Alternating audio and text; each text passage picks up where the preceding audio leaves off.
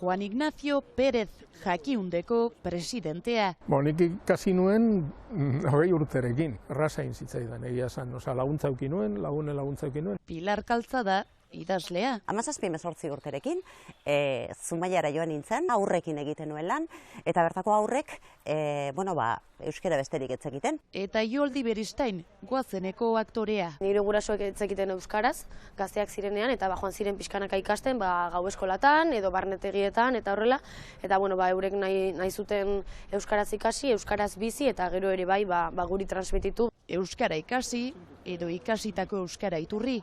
Baina hirurek euskaraz bizi dira egun, erabilerari buruz hausnartzea eskatu diegu. Zer gertatzen ari da? Buruan ditugun hizkuntza komunitateek daukaten gaitasuna ikeragarria delako, eta hori nabarmen ikusten da nire ustez belaunaldi gazteengan.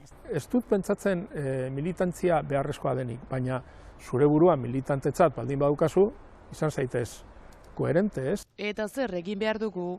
Beraz. Jaiotzetiko privilegio bezala eduki edo ez, nik uste dut denok eko ibarko genukela kontzientzia minimo bat euskarak duen baloreaz. Euskararen etorkizuna ezin daitekela egon bakarrik harreman ez formaletan edo egoera formaletan. Irakasle batek esan zidan, euskara maite duzu? Eta bai, noski, eta esan zidan ez. Maite, familia, mutil laguna, nahi duzuna, euskara erabili.